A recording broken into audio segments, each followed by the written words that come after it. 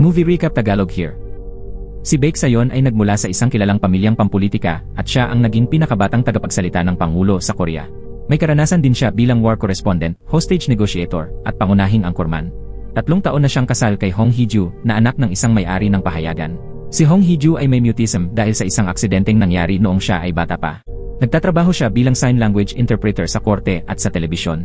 Ang kasal ni Baek Sayon at Hong Hee-ju ay kasal sa kaginhawaan lamang. Sa loob ng 3 taon, hindi sila nag-uusap o nagsasalo sa pagkain. Ipinapakita lang nila sa iba na sila ay isang masayang mag-asawa. Isang araw, si Hong Hee-ju ay dinukot ng isang hindi kilalang tao, at doon nagsimulang magbago ang kanilang buhay mag-asawa. Nagsisimula ang palabas sa isang babae na gustong tumakas sa kontrol ng kanyang mayamang asawa, kaya sinadya niyang kumuha ng mga malaswang larawan ng sarili niya. Pagkatapos, nagpanggap siyang ibang tao at ipinadala ang mga larawan sa kanyang asawa. Tinutukso ito dahil hindi man lang siya hinahawakan bilang sariling asawa. Dahil dito, nagalit ng labis ang kanyang asawa. Ngunit sa halip na magpa siyang maghiwalay, nagbago ang pagkatao ni Baek Sayon. Siya ang pinakabatang tagapagsalita ng Pangulo, galing sa makapangyarihang pamilya, guwapo at napakatalino. Saan man siya pumunta, hindi maalis ng mga babae ang tingin sa kanya. Para sa mga tao, isa siyang sumisikat na bituin sa politika, ngunit para sa kanyang asawa na si Hong Hee-ju, isa lamang siyang mapagkunwaring tao. Kung hindi lang nawala ang boses ni Hong Hee-ju dahil sa aksidente noon, matagal na niyang nailantad ang tunay na pagkatao ni Baek Sayon sa publiko. 3 taon na ang nakalipas mula nang nanginig sa kaba si Hong Hee-ju sa araw ng kanilang kasal. Ngunit sa halip na yakapin siya, inutusan siya ni Baek Sayon na hubarin ang kanyang alahas at wedding dress dahil pansamantala lang daw siyang kapalit.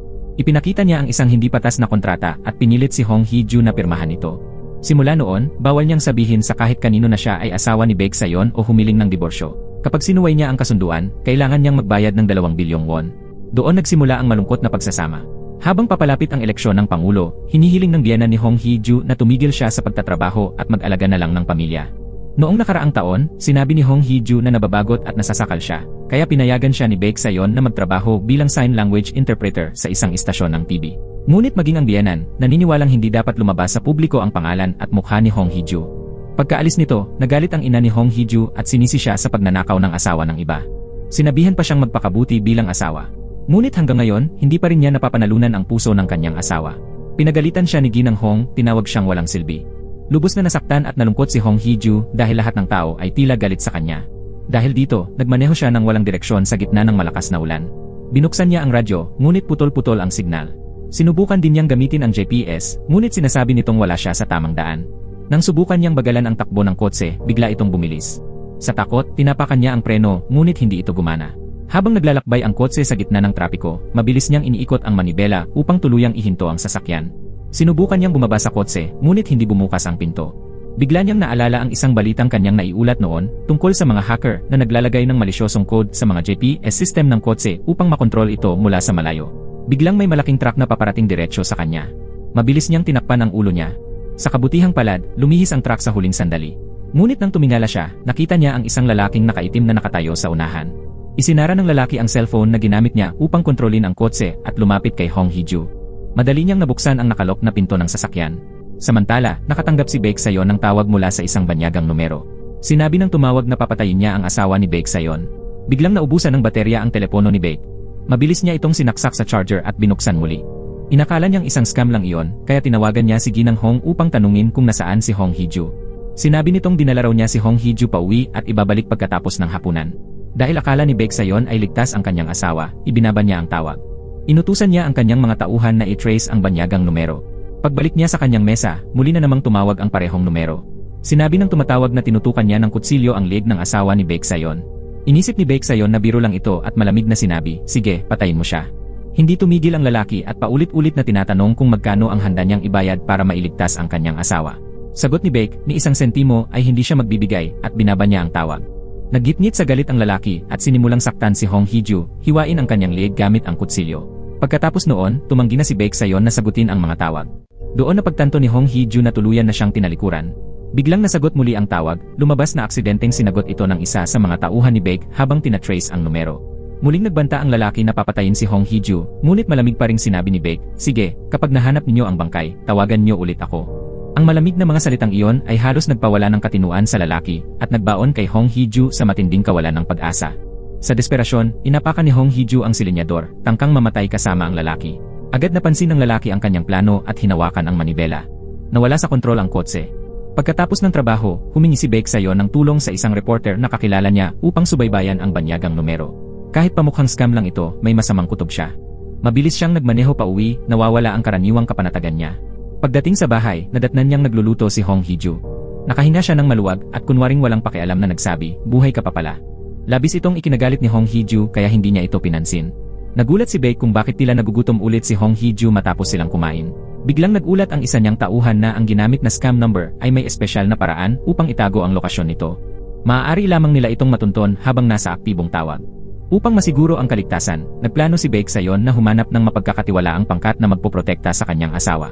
Bigla niyang naalala ang isang event para sa mga interpreter at napagpasyahan niyang isama si Hong Hee-ju upang mas mabantayan niya ito. Pagbalik ni Hong Hee-ju sa kanyang silid, nakita niyang may mga mensaheng ipinadala ang kanyang ina, nagtatanong kung nasaan siya ngayong gabi. Doon niya napagtanto na inakala ni Baek Sayon na kumakain siya ng hapunan sa bahay ng kanyang ina. Gayunpaman, nanatili pa rin siyang masama ang loob. Maya-maya, tumawag ang kanyang ina at pinagalitan siya dahil hindi siya nagpunta sa ospital. Pinayuhan siyang alagaan ang kalusugan at magbuntis na rin sa lalong madaling panahon. Kinabukasan, sumama si Hong Hee-ju sa kanyang asawa sa event bilang sign language interpreter ng asawa ng ambasador. Inakala ng ambasador na siya ang asawa ni Baek Sayon. Ipinaliwanag ni Hong Hee-ju na siya ay interpreter lamang na isinama ni Baek. Nagtaka ang ambasador kung bakit kailanman ay hindi pa niya nakikita ang asawa ni Baek sa mga opisyal na pagtitipon. Ipinaliwanag ni Baek na dahil sa kanyang posisyon, madalas siyang atakihin ng iba't ibang panig. Sa ilang paraan, siya raw ay parang panakipbutas ng pamahalaan, kaya ayaw niyang maapektuhan ang kanyang asawa. Pinuri siya ng ambasador bilang isang hopeless romantic, ngunit para kay Hong Hee-ju, isa lamang siyang mapagkunwaring tao at hindi niya pinaniwalaan ang kanyang mga salita. Nang gabing iyon, uminom ng labis si Hong Hee-ju at muli siyang pinagalitan ni Baek.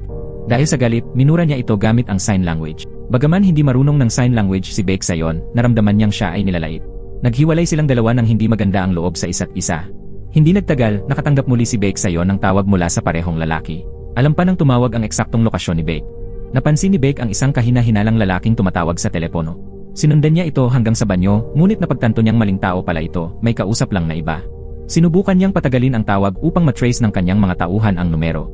Pagkatapos, sinabi ng lalaki ang isang bagay na ikinagulat ni Baek. Hindi lamang alam ng lalaki na si Hong Hee-ju ang asawa niya, alam din nito na pinalitan ni Hong Hee-ju ang ibang babae para lang makasal sa kanya. Noong una, si Baek Sayon ay dapat ikasal sa panganay na anak ng pamilya Hong, ngunit tumakas ito isang araw bago ang kasal. Kaya nauwi siya sa pag-aasawa kay Hong Hee-ju, ang ikalawang anak ng pamilya Hong. Tinanong ni Baek kung ano ang gusto ng lalaki. Hiling nito na iwan ni Baek si Hong Hee-ju at ibalik ang dati niyang fiancé. Kung hindi, ibubunyag daw nito sa publiko ang eskandalo tungkol sa kanilang kasal. Nagbago ang tagpo, ang nasa kabilang linya ng tawag ay si Hong Hee-ju na nagtatago sa loob ng banyo. Lumabas na noong nakaraang araw, sa tindi ng galit niya, muling bumalik ang kanyang kakayahang magsalita.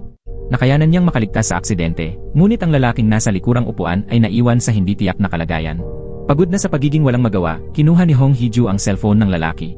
Sinabi ng lalaki na ang cellphone na yon ay maaari lamang tumawag kay Baek Sayon. Mayroon itong voice changer at hindi ito maaaring matrace sa loob ng 10 minuto. Kaya nagpasya si Hong Hee-ju na tawagan si Baek Sayon at takutin siya upang mapilitan itong iwan siya. Naggitngit si Baek Sayon, hindi lamang dahil sa banta, kundi dahil nadamay si Hong Hee-ju sa sitwasyon. Inakusahan siya ni Hong Hee-ju na isang mapagkunwaring tao. Sinabi niyang ang asawa niya ay dinukot kahapon at muntik ng mamatay, ngunit malamig lang itong binaba ang tawag. Doon lamang napagtanto ni Baek Sayon na napakalaki ng panganib na pinagdaanan ni Hong Hee-ju. Galit na sinuntok niya ang pader at nangakong mahuhuli ang lalaki. Pagkatapos ng 10 minutong ligtas na tawag, mabilis na ibinaba ni Hong Hee-ju ang telepono. Lumabas siya ng banyo at nakita si Baek Sayon na hindi kalayuan. Kinabahan siya at sinubukang lumakad ng tahimik palayo, ngunit napansin siya ni Baek. Dinala siya nito sa isang bakanteng silid at sinimulang hubarin ang kanyang mga damit. Gusto lamang ni Baek na tingnan ang kanyang mga sugat. Matapos silang mag-usap, nakumpirma niyang totoo ngang dinukot si Hong Hee-ju kahapon. Tinanong niya kung bakit hindi agad sinabi ni Hong Hee-ju sa kanya. Sa loob-loob ni Hong Hee-ju, inireklamo niya ang huwad na malasakit ni Baek. Kahapon, siya mismo ang nagtulak sa mga dumukot na patayin na agad ang sariling asawa. Sinabi ni Baek kay Hong Hee-ju na mula ngayon, dapat may kasamang mga gwardiya sa tuwing lalabas siya at kailangan din niyang magpatingin sa ospital. Pagkatapos, inutusan niya ang kanyang mga tauhan na suriin ang listahan ng mga bisita sa embahada at imbestigahan ang bawat isa. Pag-uwi nila, hiningi niya kay Hong Hee-ju ang susi ng kotse at sinuri ang dashcam upang mahanap ang lalaki. Naalala ni Hong Hee-ju na minura niya si Baek sa kotse kahapon at dali-daling tumakbo papunta sa parking lot. Sa kabutihang palad, walang naitalang video sa dashcam. Biglang may dumaan na motorsiklo ng mabilis. Mabilis na hinila ni Baek si Hong Hee-ju papasok sa kanyang bisig at sinigawan ang motorista dahil sa pagiging pabaya. Ang biglaang pagdikit nila ay nagdulot ng kaunting pagkailang sa kanilang dalawa. Sinabi ni Baek kay Hong Hee-ju na magbitiw na sa trabaho at manatili na lang sa bahay. Tumanggi si Hong Hee-ju.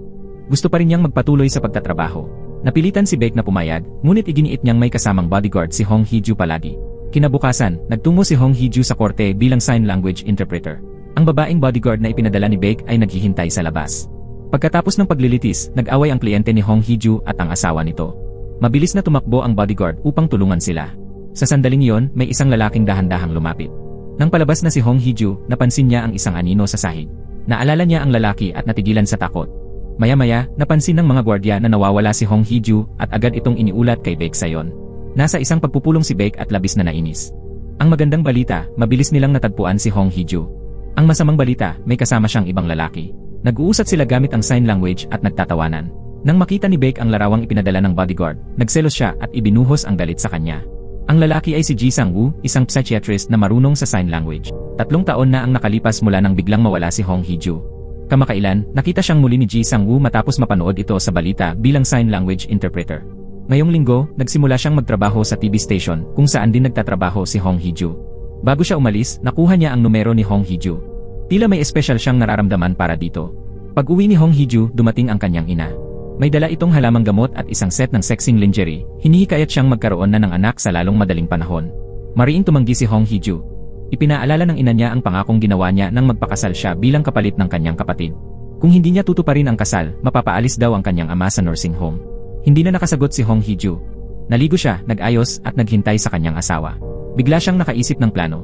Kinuha niya ang espesyal na telepono at tinawagan si Baek Sayon. Sinabi ni Hong Hee-ju na kailangan siyang bayaran ng 2 bilyong won o pumayag sa diborsyo. Sinubukan ni Baek Sayon alamin kung saan nanggaling ang impormasyon ng kriminal, ngunit binalaan siya ni Hong Hee-ju na huwag mandaya. Pagkatapos ay kinuhanan niya ng larawan ang kanyang hita at ipinadala ito kay Baek Sayon. Binalaan niya itong kung hindi papayag, gagamitin niya ang larawan upang gumawa ng iskandalo tungkol sa asawa nito. Nagalit si Baek Sayon, ngunit dahil hindi niya matrace ang lokasyon ng tawag, dali-dali siyang umuwi upang suriin kung ang kanyang asawa nga ang kumuha ng litrato. Nang marinig ni Hong Hee-ju ang mga yabag niya, natakot siya at agad nagbalot ng kumot sa katawan. Sinubukan ni Baek na tanggalin ang kumot, ngunit mahigpit siyang kumapit. Nagkatitigan silang dalawa. Nahihiyang umiwas ng tingin si Hong Hee-ju, kaya tumigil si Baek sa pagtingin sa kanyang hita. Sinabihan na lamang niya itong pumunta sa panayam para sa posisyon ng sign language interpreter sa opisina ng Pangulo kinabukasan. Sa sala, naalala ni Baek ang kanilang kasal 3 taon na ang nakalipas. Pag-uwi niya noon, naghanda ng pagkain si Hong Hee-ju at nakatulog sa paghihintay. Tahimik siyang umiti dahil cute itong tingnan. Ngunit nang magising si Hong Hee-ju at makita siya, agad nitong ininom ang alak at sinubukang akitin siya, ayon sa utos ng kanyang ina. Napansin ni Baek ang takot ni Hong Hee-ju at binalaan siyang huwag magpanggap o sundin ang mga kagustuhan ng ina niya. Pagkatapos ng gabing iyon, hindi na sila muling naging malapit. Pagkagising ni Hong Hee-ju kinabukasan, napansin niyang hindi pumasok sa trabaho si Baek. Sa halip, nagluto pa ito ng almusal para sa kanya. Tinanong siya nito kung mapagkakatiwalaan ba ang lalaking kasama niya kahapon. Ngunit isinulat lamang ni Hong Hee-ju sa kanyang cellphone, mabuting tao siya. Pagkabasa ni Baek, nagalit ito at umalis. Pagkatapos, dinalaw ni Hong Hee-ju ang kanyang amang may sakit sa pag-isip. Doon niya nalaman na ginagamit ni Ginang Hong ang gastusin sa pagpapagamot ng kanyang ama upang pilitin siyang maging kasangkapan sa paghahangad nito ng kapangyarihan. Samantala, may nakita namang kahina-hinala ang tauhan ni Baek sa surveillance footage. Ang lalaking nakaitim ay madaling nakapasok sa kotse ni Hong Hee-ju. Hindi ito maipaliwanag ni Baek Sayon. Nagkunwari siyang ibang tao ang sangkot at humingi ng opinyon mula sa isang kaibigan. Agad sinabi ng kaibigan na niloloko siya ng babae.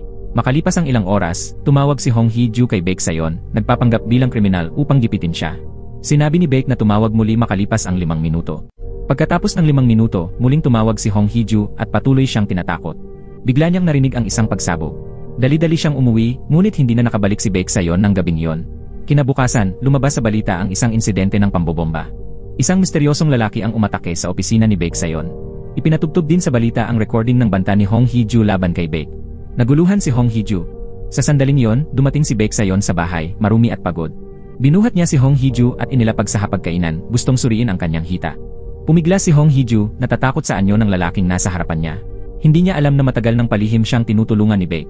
3 taon na ang nakalipas, tinakot ng kapatid ni Hong Hee-ju si Baek upang kanselahin ang napagkasunduang kasal. Tinanong ni Baek kung totoo bang ipapakasal si Hong Hee-ju sa isang babaerong lalaki. Kumpirmado ito ng kapatid, sabay panlalait na walang ina ang papayag na ipakasal ang anak sa ganoong pamilya. Ipinilit ni Baek na ituloy ang kasal, ngunit si Hong Hee-ju ang magiging bride. Pagkalipas ng 3 taon ng kasal, unang beses pa lang nakapasok si Baek sa silid ng asawa. Sinubukan niyang itaas ang palda ni Hong Hee-ju upang makita ang kanyang hita, ngunit pilit siyang pinigilan nito. Noong gabing iyon, nakatanggap si Baek ng isang banta sa telepono. Kasabay nito, may narinig na kakaibang ingay ang mga kasamahan niya sa labas ng opisina. Nang buksan ng isa ang pinto, may nakita silang kahon ng pizza. Bago pa sila makakilos, sumabog ito at winasak ang buong gusali. Nagising si Beck matapos mawalan ng malay nang hindi niya alam kung gaano katagal. Nanghina siya ngunit narinig mula sa kanyang tauhan na walang namatay sa insidente. Sa CCTV, nakita nila ang isang lalaking nakamaskara at sombrero na tumatawa sa harap ng kamera. Mabilis na tinawagan ni Beck ang mga gwardiya upang siguraduhin nakauwi ng ligtas si Hong Hee-ju. Doon lamang siya nakahinga ng maluwag, ngunit ang tanging ebidensya niya ay ang larawan ng hita ni Hong Hee-ju na ipinadala ng kriminal. Pinaghinalaan niyang may kinalaman ang mga banta sa kanyang asawa. Dali-dali siyang umuwi, binuhat si Hong Hee-ju at itinapon ito sa kama. Nang tanungin niya, mariing itinanggi ni Hong Hee-ju na kilala niya ang kriminal. Nagpasya si Beck na tingnan ang kanyang hita upang hanapin ang nunal at patunayan kung totoo ang larawan. Tinulak siya ni Hong Hee-ju at sinigawan, sinasabing pareho silang biktima. Nang makita ni Beck ang kalunos-lunos niyang mukha, nakonsensya siya at naisip na baka nagkamali siya ng hinala. Biglang tumulog ang kanyang telepono. Matapos humingi ng paumanhin kay Hong Hee-ju, agad siyang nagtungo sa silid-aklatan. Ayon sa bagong impormasyon, ilang kaso ng panununog ang nangyari sa lugar sa nakalipas na 6 na buwan. Pinaghinalaan ni Beck na ginagaya ng salarin ang iba't ibang krimen upang lituhin ang pulisya. Naniniwala rin si Beck sa yon na may kasabwat ang umatake dahil imposibleng isang tao lang ang makapagtanim ng bomba at makatawag ng sabay. Pagkatapos ng tawag, kinuha niya ang cellphone ni Hong Hee-ju para ipasuri, hinala niyang nahack ito. Hindi niya alam na palihim siyang pinakikinggan ni Hong Hee-ju habang kausap ang kanyang tauhan. Samantala, may lalaking nakasuot ng sombrero na masayang nag-aayos ng isda habang pumipito. Ipinagyayabang niya ang pagsabog sa isang misteryosong taong nakasave sa kanyang cellphone bilang teacher. Sa kabilang banda, abala si Beck sa yon sa pagtingin sa mga chat ni Hong Hee-ju kay Ji Sang-woo. Nakita niya ang larawan ng dalawa kung saan masayang-masaya si Hong Hee-ju dahilan upang makaramdam siya ng matinding selos. Napansin din niyang may plano silang maghapunan ng gabing iyon. Samantala, abala si Ji Sang-woo sa pakikipagtulungan kay host Yuri para sa isang TV program tungkol sa misteryo. Ibinahagi ni Ji Sang-woo ang isang totoong kasong hindi pa nalulutas. Ang lokasyon ay ang ampunan sa larawan, 20 taon na ang nakalipas. Noon, nasa isang nayon ng ampunan, malapit sa isang malaking mansyon. Isang araw, aksidenteng nakapasok si Ji Sang-woo sa mansyon at nakilala ang batang among nagbabakasyon doon. Mas marami itong laruan kaysa sa lahat ng batang taga-nayon. Naglaro silang magkasama ng masaya sa loob ng ilang araw. Ngunit kalaunan, nakakita si Ji Sang-woo ng nakakatakot na bagay sa loob ng mansyon at tumakbo palayo sa takot. Naging mausisa ang lahat kung ano ang nakita niya, pero oras na para umuwi.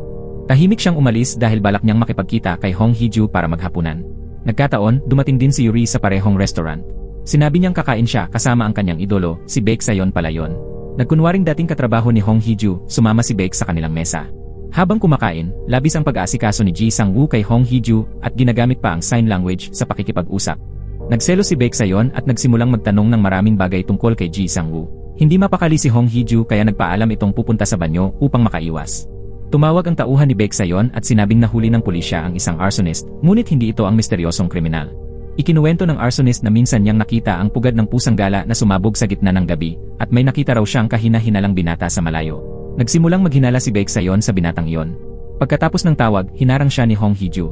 Inakusahan niya si Beck na sinilip ang kanyang cellphone, dahilan kung bakit sila nagkita ng aksidente. Nainis din siya sa paraan ng pakikitungo ni Beck sa kanyang senior. Habang pinagtatanggol ni Hong Hee-ju si Ji Sang-woo, lalo pang nagalit si Beck at sinabing masyado siyang madaling magtiwala sa iba.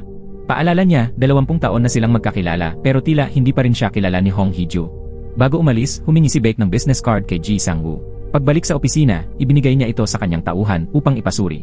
Natuklasan nilang kilala si Ji Sang-woo online dahil nagpo-post siya ng video ng kanyang matipunong katawan, lalo na sa mga kababaihan. Marahas na isinara ni Beck Sayon ang computer, sabay sabing tanging mga mababaw lang ang tao na nagmamalasakit sa panlabas na anyo. Nang gabing iyon, papauwi na si Hong Hee-ju nang biglang muling makontrol ang kanyang sasakyan.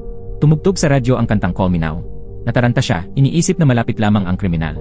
Makalipas ang ilang sandali, bumalik sa normal ang lahat. Pagdating niya sa bahay, kinuha niya ang espesyal na telepono, ngunit narinig niya ang mga yapak ni Beck Sayon. Nagkunwari siyang bibili ng beer at ice cream para makaalis. Sinabihan siya ni Beck na manatili na lang sa bahay at siya na ang lalabas. Pag-alis ni Beck, ginamit ni Hong Hee-ju ang cellphone ng kriminal para tawagan siya at hinga ng diborsyo. Nagpalitan sila ng mga salita na parang nag-uusap sa negosasyon. Pinaghinalaan ni Beck na si Hong Hee-ju mismo ang tunay na target ng kriminal at sinabi niyang hinding-hindi niya ito iiwan. Nagduda si Hong Hee-ju kung bakit bigla siyang nagmamalasakit. Pagbalik ni Beck, mariin niyang sinabi na hindi siya papayag sa diborsyo.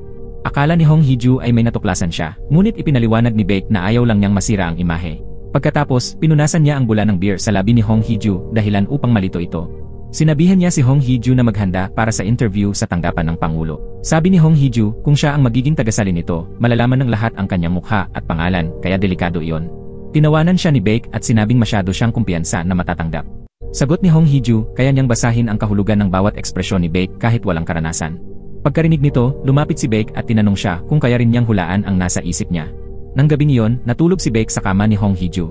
Sa una, pumalag si Hong Hee-ju, ngunit nang lumaon ay tahimik na lamang siyang humiga. Nang makatulog na si Hong Hee-ju, tinakpan siya ni Baek ng kumot at marahang lumabas ng silid. Kinabukasan, nagising si Hong Hee-ju mula sa isang bangungot. Naalala niya ang aksidenteng kinasangkutan noong bata pa siya kasama ang mga anak ng kanyang amain. Nabingi ang anak na babae ng amain, namatay ang anak na lalaki, at si Hong Hee-ju lamang ang ligtas. Natakot ang kanyang ina na magalit ang mayamang asawa, kaya sa ilalim ng banta nito, tumigil si Hong Hee-ju sa pagsasalita. Samantala, hawak ng kriminal ang ama ni Hong Hee-ju at tumawag sa kanya. Alam nitong kinuha ni Hong Hee-ju ang espesyal na telepono at tinanong siya tungkol dito. Nang makita ang ama sa panganib, inamin ni Hong Hee-ju na gusto niyang makipagdiborsyo. Sinabi ng kriminal na pareho sila ng layunin. Pinayagan niyang gamitin ni Hong Hee-ju ang telepono, ngunit tinakot siya gamit ang ilang dugo ang ngipin, babala na huwag tatakas. Tumakbo si Hong Hee-ju papunta sa ospital, nanginginig sa takot. Sa kabutihang palad, ligtas ang kanyang ama at hindi ito ang may-ari ng mga ngipin. Nang magising ito, paulit-ulit niyang sinasabi ang utos ng dumukot, na tawagan niya ang isang tao. Habang papunta sila sa himpilan ng pulisya, biglang nagkaroon ng kakaibang tunog ang radyo ng patrol car.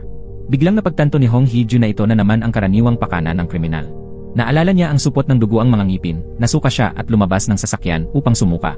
Habang iniisip ang malungkot niyang buhay, naitanong niya sa sarili kung may saysay pa bang mabuhay. Inayos ng mga pulis ang daan.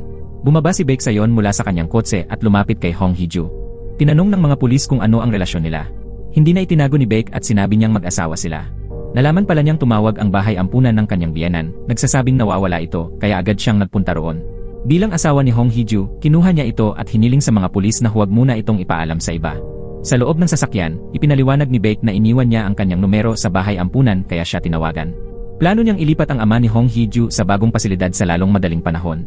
Nang marinig ito, napahagulgol si Hong Hee-ju. Sa unang pagkakataon, narinig ni Baek Sayon ang boses ni Hong Hee-ju. Una siyang nabigla, ngunit kalaunan ay natuwa. Nang gabing iyon, may nakatakda silang hapunan kasama ang mga magulang ni Baek. Bago yon, dinala muna ni Baek si Hong Hee-ju sa isa pang silid. Ipinaliwanag niyang hindi pa niya sinasangkot ang pulisya dahil pinaghihinalaan niyang may itinatago si Hong Hee-ju tungkol sa kriminal. Kung makikialam ang mga pulis, baka mabunyag ang mga lihim ni Hong Hee-ju.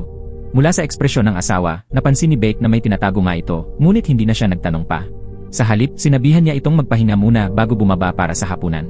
Pumunta si Baek Sayon sa kanyang mga magulang at ipinaliwanag na masama ang pakiramdam ni Hong Hee-ju. Pagkatapos magsalita, binaliwala niya ang mga reklamo ng ama at sinabihang magtungo na sa pakay nito. Nang magising si Hong Hee-ju, marami ng oras ang lumipas.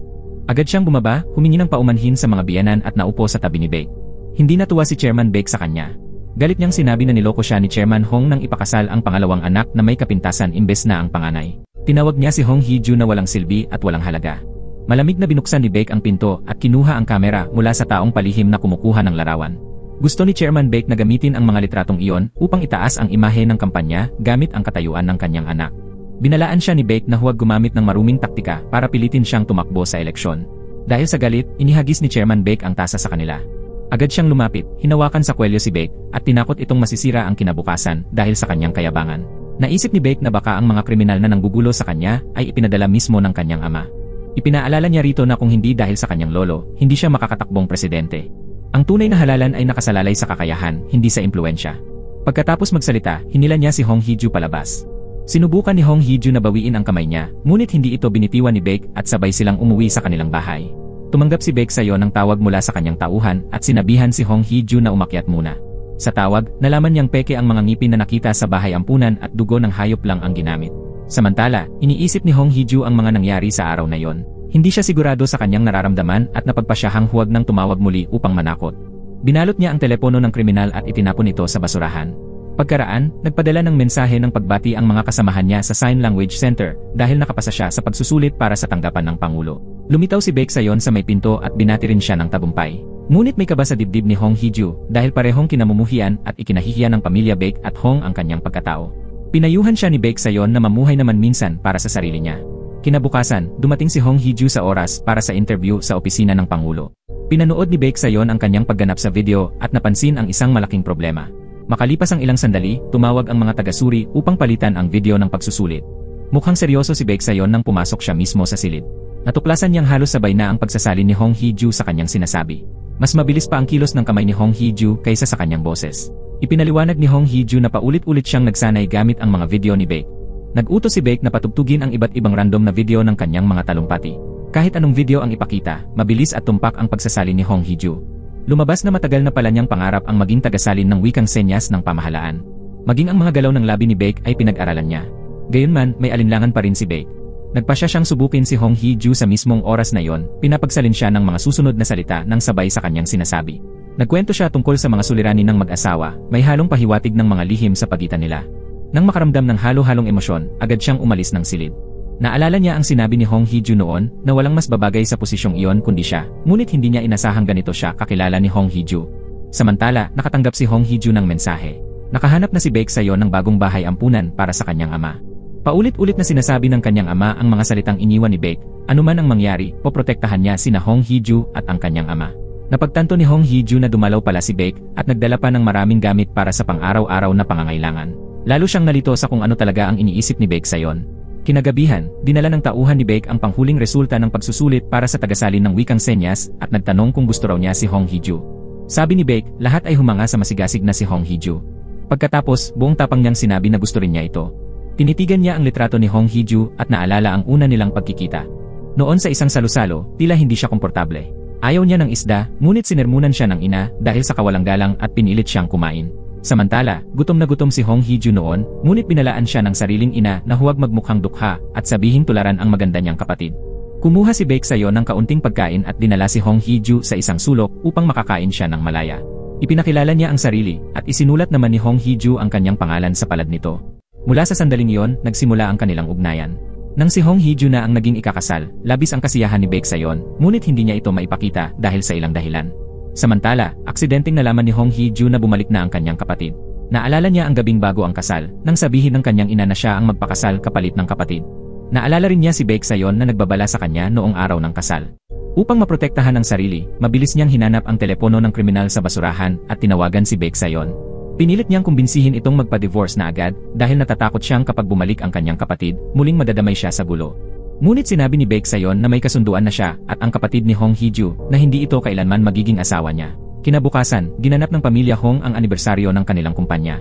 Doon, muling sinermunan si Hong Hee-ju ng kanyang ina at narinig pa niyang pinagtatawanan siya ng iba sa loob ng banyo. Malungkot siyang umakyat sa rooftop at tinawagan si Baek Sayon gamit ang espesyal na telepono. Dahil sa kalasingan, nakalimutan niyang nagpapanggap siyang kriminal at nagsimulang magsalita tungkol kay Hong Hee-ju na mahina at walang silbi. Sa unang pagkakataon, mariing ipinagtanggol ni Baek Sayon si Hong Hee-ju. Para sa kanya, hindi ito malungkot, bagkus ay isang taong tahimik na nagmamasid sa paligid.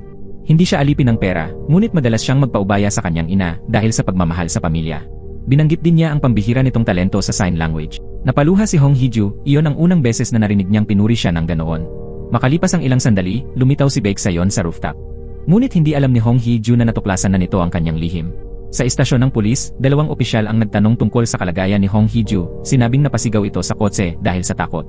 Nabigla si Baek Sayon at humiling na mapanood ang video. Hindi siya makapaniwala sa kanyang narinig at napadiin sa gas pedal. Nang matiyak niyang totoo ito, nabasa ang kanyang mga mata.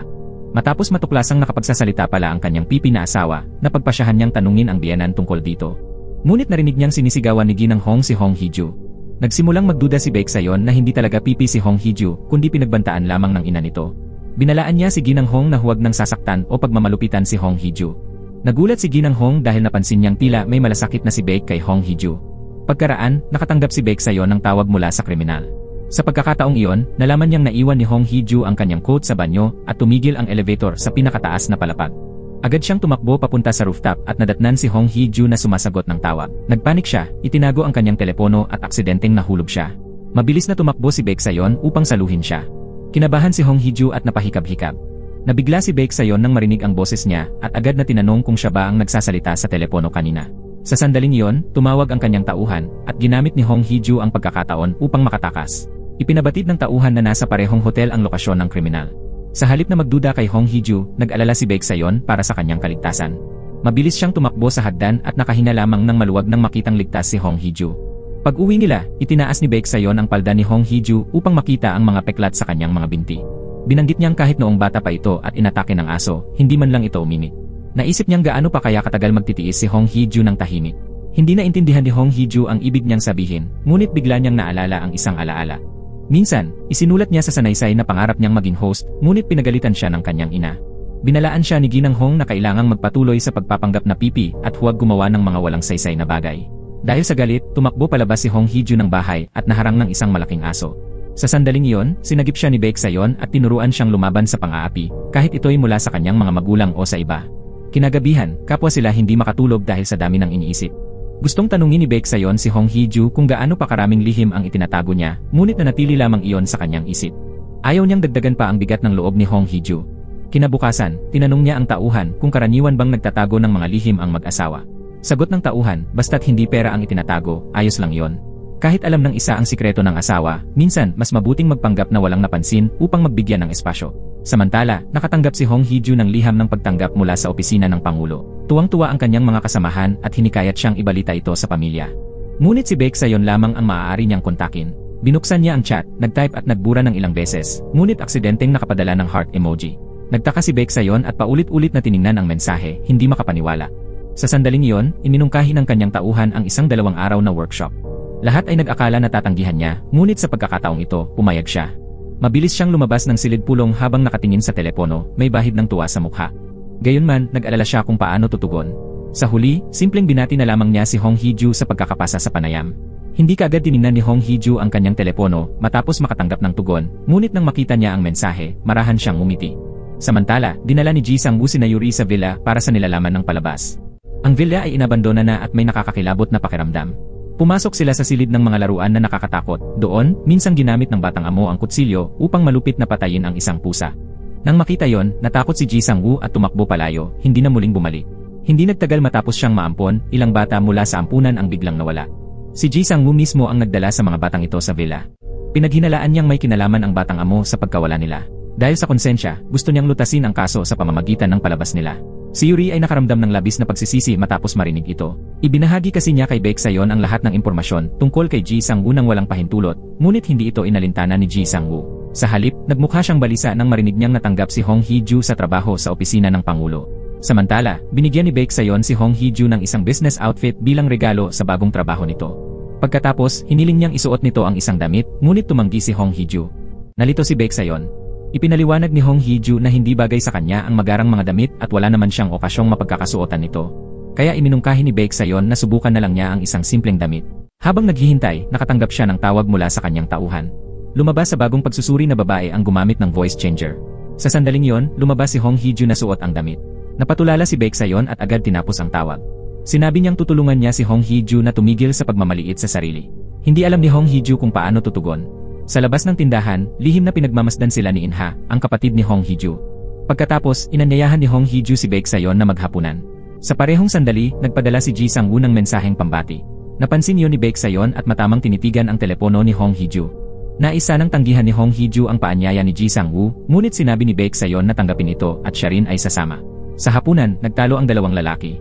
Pinutol ni Hong Hee-ju ang kanilang usapan. Binanggit ni Ji Sang-woo ang pangarap ni Hong Hee-ju na maging host. Noong kolehiyo, umibig siya rito sa unang pagkikita sa silid pambroadcast. Ngayon, tinukso sila ni Yuri na baka may nakaraan silang romantiko. Nainis si Baek Sayon at muling nakipagtalo kay Ji Sang-woo. Umalis si Hong Hee-ju papunta sa banyo upang umiwas sa kanila. Bigla siyang nakatanggap ng mensahe mula kay Inha na nagtatanong kung kumusta siya, dahilan para siya kabahan. Nang hindi bumalik si Hong Hee-ju, sinundan siya ni Baek Sayon. Sa kalye, nakita niya ang dalawang magkapatid at naalala sina batang Hong Hee-ju at Inha. Noon, madalas niyang turuan si Inha. Lagi namang nakaupo si Hong Hee-ju sa tabi, ipinapasa ang mga mensahe para sa kanyang kapatid. Pinapalitan niya iyon ng pampalakas loob. Sa sandaling iyon, tumawag si Hong Hee-ju kay Baek Sayon habang nagkukunwaring muli na siya ang kriminal. Ibinahagi ni Baek Sayon ang kanyang hinala, ilang taon na ang nakalipas, namatay ang anak na lalaki ni Chairman Hong sa isang aksidente sa sasakyan. Ang anak nitong babae ay nawala ng pandinig, ngunit si Hong Hee-ju ay ligtas. Marahil natakot si Ginang Hong na masisi at pinilit si Hong Hee-ju na magpanggap na hindi makapagsalita. Nagulat si Hong Hee-ju na nalaman ni Baek Sayon ang katotohanan, ngunit lalo siyang nagtaka kung bakit ganoon na lamang ito mag-alala sa kanya. Biglang may kotse na mabilis na tumakbo patungo kay Baek Sayon. Napasigaw si Hong Hee-ju ng pangalan niya at itinulak siya palayo, na iligtas siya sa disgrasya. Matapos gamutin ang sugat ni Hong Hee-ju, maingat na tinanong ni Baek Sayon kung siya ba ang nagsalita kanina. Nang muli itong magtanggi, hinikayat siya ni Baek Sayon na maging totoo sa sarili. Kinabukasan, opisyal nang nagsimula si Hong Hee-ju sa trabaho. Gamit ang trabaho bilang dahilan, nagsimulang mag-aral ng sign language si Baek Sayon kasama niya ng pribado. Mas lalo silang nagkaroon ng oras na magkasama. Kinagabihan, nagdaos ng hapunan ang team bilang pagsalubong sa bagong empleyado. Ipinakita rin ni Baek Sayon ang kanyang magiliw na panig. Habang nasa banyo si Hong Hee-ju, naalala niya ang tawag mula sa kriminal kahapon. Lumabas na ang kotse na muntik makabangga kay Baek Sayon ay minamaneho ng taong iyon. Binalaan si Hong Hee-ju na agad maghiwalay o ibubunyag ang kanyang tunay na pagkakakilanlan. Nabagabag si Hong Hee-ju, hindi alam kung sasabihin ba niya ang totoo kay Baek Sayon. Samantala, naibalik ng team ang totoong boses mula sa voice changer. Nang marinig ito ni Baek Sayon, napagtanto niyang kahawig iyon ng boses ni Hong Hee-ju. Inutusan niya ang tauhan na ikumpara ang recording sa audio mula sa dashcam ng sasakyan. Nang gabing iyon, labis na nalasing si Baek Sayon. Tinulungan siyang makauwi ni Hong Hee-ju, ngunit nadulas ito at aksidenteng nahalikan siya. Sa sandaling iyon, nagising si Baek Sayon. Natulala si Hong Hee-ju at hindi napansin ang mensaheng pumasok sa telepono ni Baek Sayon, nagsasabing 99.99% magkapareho ang dalawang boses. Kinabukasan, nagising si Baek Sayon na masakit ang mga braso. Nang lumingon siya, nakita niyang nasa kanyang mga bisig si Hong Hee-ju. Dahan-dahan siyang gumalaw upang hindi ito magising, ngunit bigla itong nagmulat ng mata. Pareho silang napaupo ng mabilis, parehong nahihiya. Bagaman 3 taon na silang kasal, iyon ang unang beses na naging ganoon sila kalapit. Namula si Baek Sayon, ngunit wala siyang maalala sa nangyari kagabi. Hindi rin niya maalala kung umamin ba siya ng damdamin kay Hong Hee-ju, ngunit labis ang tuwa ni Hong Hee-ju. Yumakap siya kay Baek Sayon, ayaw pang bumitaw. Sa almusal, sinubukan ni Baek Sayon alamin ang mga nangyari kagabi. Mahinhing nagtanong si Hong Hee-ju kung gusto ba niyang malaman ang lahat. Habang sabik na naghihintay si Baek Sayon ng sagot, biglang tumunog ang kanyang telepono. Napansin niya ang mensahe mula sa tauhan. Ang kriminal na tumatawag nitong mga nakaraang araw ay si Hong Hee-ju mismo. Matapos ang investigasyon, natuklasan ng team na ang unang tumawag, ang pambobomba, at ang insidente sa nursing home ay gawa ng ibang tao, ngunit hindi maaaring kasabwat si Hong Hee-ju. Sa unang pagkakataon, nakaramdam ng pagkatalo si Baek Sayon. Lagi niyang inisip na kaya niyang manatiling kalmado at hindi maloko. Ngunit sa pagkakataong ito, kahit malinaw na ang mga ebidensya, ayaw pa rin niyang paniwalaan. Habang inaalala ang mga nakaraang pang-aasar ni Hong Hee-ju, hindi na siya nakapagtimpi. Sa klase ng sign language, galit na binago ni Baek Sayon ang leksyon. Ipinilit niyang matutunan kung paano sabihin ang, pinapatawad ko ang iyong mga kasalanan. Ngunit matapos ang ilang ulit na pagsubok, naubos ang pasensya ni Baek Sayon. Mahirap pala talagang magpatawad. Kinuha niya ang mga gamit at umalis ng padarad. Biglang may nalaglag na papel. Nakasulat doon ang sign language na gusto sanang ituro sa kanya ni Hong Hee-ju. Sa kabilang dako, malungkot na umiinom si Ginang Baek. 20 taon na ang nakalipas mula ng araw na yon, ang araw na ikinulong niya ang sariling anak sa villa dahil sa desisyon ng kanyang biyenan. Hanggang ngayon, hindi pa rin niya yon matanggap. Samantala, muling nagpadala ng mensahe si Inha. Hindi na nakaiwas si Hong Hee-ju at nakipagkita na sa kanya. Sa ngayon, muling nakakarinig si Inha matapos ang operasyon. Sinabi niyang tigilan na ni Hong Hee-ju ang pagpapanggap na pipi. Lumabas na alam na pala niya ang totoo noon pa. Noon, gusto niyang may kaparehong kamiserableng buhay, kaya hinayaan niya ang ginagawa ni Hong Hee-ju. Hindi matanggap ni Hong Hee-ju ang paliwanag na yon at umalis na galit. Dahil sa konsensya, muling nagpadala ng mensahe si Inha. Ibinunyag niyang noong gabi bago ang kasal, tumakas siya, at si Baek Sayon ang pumili kay Hong Hee-ju bilang pamalit na nobya. Simula noon, nagsimulang magduda si Hong Hee-ju sa hindi mahulugang ugali ni Baek Sayon. Samantala, sinimula ni Baek Sayon halughugin ang silid ni Hong Hee-ju upang maghanap ng mga pahiwatig. Pag-uwi ni Hong Hee-ju, napansin niyang bukas ang ilaw sa kanyang kwarto, kaya dali-dali siyang pumasok. Nagkunwari si Baek Sayon na hinahanap lamang ang kanyang telepono. Tinawagan ni Hong Hee-ju ang kanyang numero, at tumunog ang telepono sa labas ng silid. Biglang napansin ni Baek Sayon ang sexing bestida. Sinubukan niyang biruin si Hong Hee-ju, ngunit aksidenteng natumba sila sa kama. Ang pamilyar na eksenang iyon ay nagpabalik sa kanya ng alaala ng halik kagabi. Nahihiyang itinulak niya si Hong Hee-ju palayo at nagmamadaling lumabas ng silid. Eksaktong alas 10, tumawag na naman ang kriminal tulad ng dati. Ngayon na alam na ni Baek Sayon na si Hong Hee-ju ang tumatawag, iminungkahi niyang magpalitan sila ng mga tanong at sumagot ng tapat. Matapos ang ilang katanungan, nabawasan ang pagdududa ni Hong Hee-ju. Mula pagkabata, madalas bangutin si Baek Sayon at hindi makatulog sa gabi, kaya madalas siyang maglakad-lakad sa labas. Tuwing nakikita niyang nagsusumikap si Hong Hee-ju na matutong mag-sign language, nararamdaman niyang kumakalma siya. Alam ni Baek Sayon na hindi tunay na anak ni Chairman Hong si Hong Hee-ju. Upang matulungan siyang makaalis sa masakit na buhay, pinili niya itong maging asawa. Hindi niya lubos maunawaan ang iniisip ni Hong Hee-ju kaya pinigil niya ang sarili at nanatiling mailap. Ngunit lalo lamang itong nagpasakit sa damdamin ni Hong Hee-ju. Ngayon, nagpasya si Baek Sayon na muling manalo sa puso ni Hong Hee-ju ng buong katapatan. Kinabukasan, umorder siya ng mga lunchbox para sa lahat. Pawang hubis puso ang pagkain sa loob. Nang makita niyang may lalaking katrabaho si Hong Hee-ju na nakaupo sa tabi niya, nagselos siya. Ginamit niya ang dahilan ng nahihilo sa biyahe upang mapaalis ang lalaki. Nalito si Hong Hee-ju sa kanyang kilos. Samantala, tinanggihan ng producer na isama sa palabas ang kwento ni Ji Sang-woo. Kinailangan nilang pumunta sa ampunan upang makahanap ng karagdagang mga pahiwatig.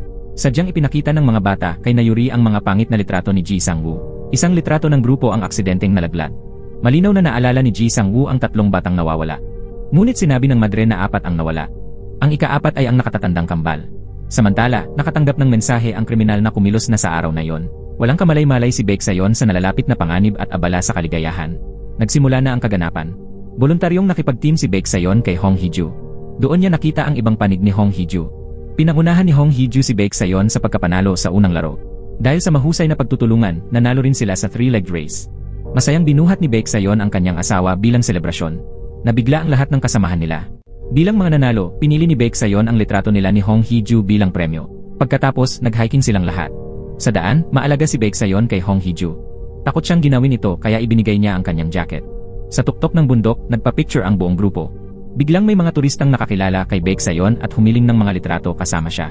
Naitulak si Hong Hee-ju sa gilid ng railing. Sa isang sigaw, nahulog siya sa bangin. Lubos na nataranta si Baeksayon. Pagsapit ng gabi, nagising si Hong Hee-ju mula sa pagkakakoma. Naalala niyang may nagtulak sa kanya. Natakot siya at gustong humingi ng tulong, ngunit sira ang kanyang telepono. Sa kabutihang palad, gumagana pa ang telepono ng kriminal. Gayunman, binago ito kaya hindi makatawag sa 119 o anumang emergency services, kay Baeksayon lamang. Natanggap ni Baeksayon ang tawag mula sa kriminal at agad na sumigaw, Hong Hee-ju. Pagkatapos ay nagkunwari siyang nagtatanong tungkol sa kalagayan ni Hong Hee-ju. Sinabi ni Hong Hee-ju sa kanya na puntahan at kunin ang bangkay ng kanyang asawa. Sadyang binanggit ni Baeksayon na may flare sa bag ni Hong Hee-ju. Sinunod ni Hong Hee-ju ang tagubilin at ipinahiwatig ang kanyang lokasyon. Pagkakita sa apoy sa langit, inaliw ni Baeksayon si Hong Hee-ju at agad siyang pinuntahan. Habang malapit nang mawala ng buhay si Hong Hee-ju, inalala niya si Baeksayon. Mula pagkabata, tuwing walang pumapansin sa kanya, si Baeksayon lamang ang lumalapit. Kapag natatakot siya, siya rin ang nagpoprotekta sa kanya. Hanggang ngayon, kahit hindi siya nagsasalita, nananatili itong kasama niya. Nanghihinayang siya na hindi niya nasabing mahal niya ito.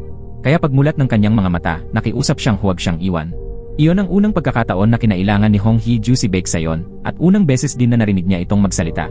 Magkahalong damdamin ang naramdaman ni Baeksayon.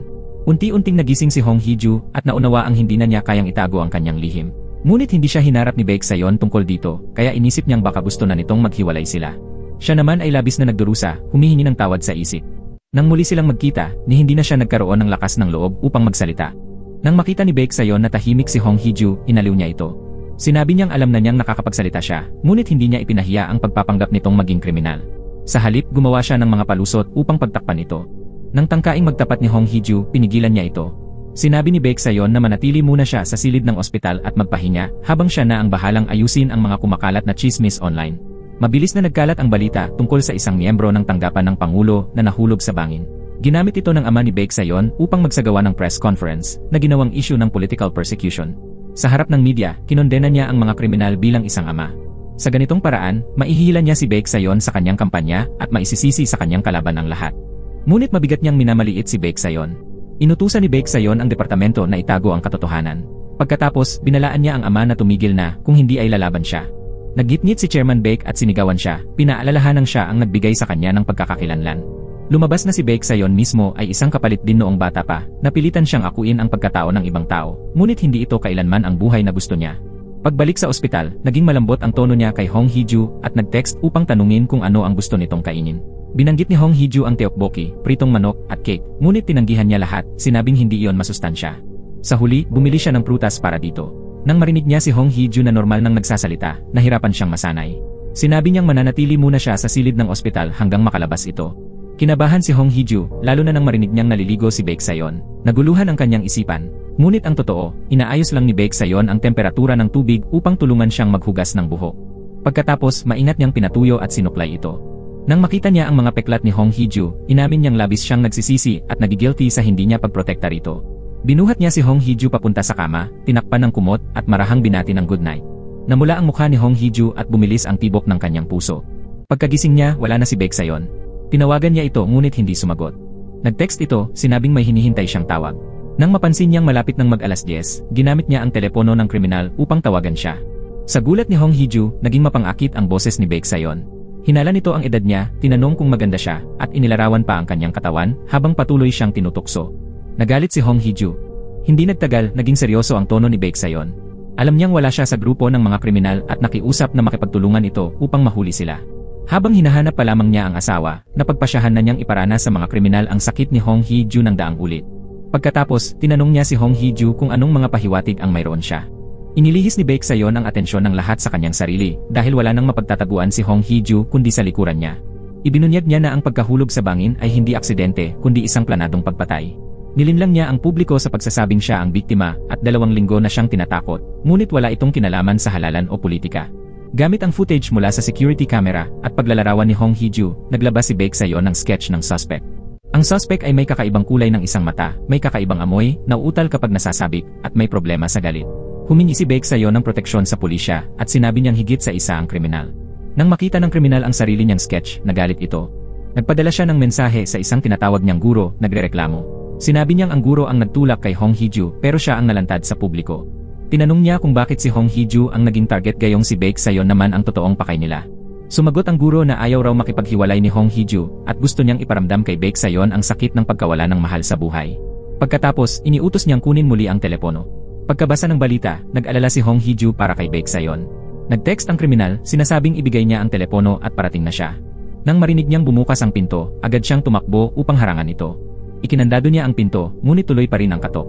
Natakot si Hong Hee-ju hanggang sa marinig niya ang boses ni Baek Sayon, saka siya natauhan. Naluha siya, niyakap ito at nawalan ng malay. Pagmulat niya, mahinahong nagtanong si Baek Sayon kung ano ang nangyari. Hindi siya sumagot, bagkus ay tinanong kung natatakot ba ito. Umakyat si Baek Sayon sa kama, niyakap siya, at sinabing hindi siya takot o nagsisisi. Sinabihan siyang magpahinga, ngunit hindi siya makatulog. Bandang 10:00 ng gabi, lumabas siya ng silid at ginamit ang telepono ng kriminal upang tawagan si Baek Sayon. Tinanong niya kung kailan siya huhulihin at saka nagtakda ng pagkikita. Bagaman nag-aalala na baka mas masaktan pa si Baek Sayon sa muli nilang pagkikita, ayaw na niyang tumakbo pa. Gusto niyang harapin ito kasama niya. Binuksan niya ang pinto ngunit wala na si Baek Sayon. Tinawagan niya ito at sinabi nitong magpunta siya sa amusement park. Noong bata pa si Hong Hee-ju, nagkaroon siya ng aksidente habang papunta sa amusement park. Simula noon, naging bawal na salita sa kanilang pamilya ang amusement park. Hindi agad nagpakita si Baek Sayon. Sa halip, ginabayan niya si Hong Hee-ju na sumakay muna sa carousel, kumain ng ice cream, at pagkatapos ay magkita sila sa tour. Doon napagtanto ni Hong Hee-ju na alam na ni Baek Sayon ang lahat mula pa noon. Gayunpaman, mahal pa rin siya ni Baek Sayon ng lubos. Pinili niya ang amusement park dahil minsan niyang nakita ang isang lumang litrato ni Hong Hee-ju noong bata pa ito. Bago ang aksidente, iyon ang paboritong lugar ni Hong Hee-ju. Sa wakas, nag-usap silang dalawa ng buong puso. Ang paligid ay mainit at payapa, hindi katulad ng dati. Naalala ni Hong Hee-ju kung paano dati ay parang malamig at sirang bahay ang kanilang tahanan. Hindi sila nag-uusap noon, iniiwasan ang tinginan, at natutulog sa magkaibang kama. Ngunit para kay Baek Sayon, iba ang pakiramdam. Araw-araw pag-uwi niya mula sa trabaho, nandoon ang asawang mahal niya, naghihintay. Iyon pa lamang ay sapat na upang maging mainit ang bahay, parang araw. Pagkatapos, nagsalita si Baek Sayon tungkol sa isang seryosong bagay. May mapanganib siyang plano na kailangang isakatuparan. May mga lihim siyang kailangang itago hanggang sa tamang panahon bago sabihin sa kanya. Bigla niyang tinanong tungkol sa sexing damit ni Hong Hee-ju. Agad na tumayo si Hong Hee-ju upang pigilan siya. Hindi pa rin makapaniwala si Hong Hee-ju na tinanggap ni Baek Sayon ang kanyang tunay na pagkatao at pinatawad ang lahat ng kanyang kasinungalingan. Tahimik siyang niyakap ni Baek Sayon, hindi sigurado kung matatanggap din ba ni Hong Hee-ju ang tunay niyang pagkatao. Samantala, naginit-ngit sa galit ang kriminal. Ngayon, hindi lang niya gustong mabawi ang telepono, gusto rin niyang makuha ang lahat ng pag-aari ni Baek Sayon. Dahil sa matinding galit, nagpadala siya ng mga korona ng bulaklak sa libing kay Chairman Baek habang nasa gitna ito ng isang panayam. Nakalagay sa mensahe, alam ko ang ginawa ni Baek Sayon. Samantala, nagising si Hong Hee-ju. Pumunta siya sa silid ni Baek Sayon ngunit wala ito roon. Nang tawagan niya ang numero nito, wala ng signal. Naluha siya at napabalikwas mula sa bangungot. Ang lahat ng nangyayari nitong mga araw ay tila hindi totoo para sa kanya. Kinabahan siyang binuksan ang pinto ni Baek Sayon. Mabuti na lamang at mahimbing pa itong natutulog. Dahan-dahan niyang hinaplos ang pisngi nito. Nang magising si Baek Sayon, nataranta siya at nagtangkang umalis. Hinila siya ni Baek Sayon papunta sa kanyang mga bisig. Iyon ang unang araw niyang day off sa loob ng 3 taon. Ayaw niyang mawalay sa tabi ni Hong Hee-ju at tinanong kung may gusto itong gawin. Aminado si Hong Hee-ju na minsan niyang naiisip ang mamuhay silang normal tulad ng ibang mag-asawa, nagpipiknik o naglalakad ng magkasama.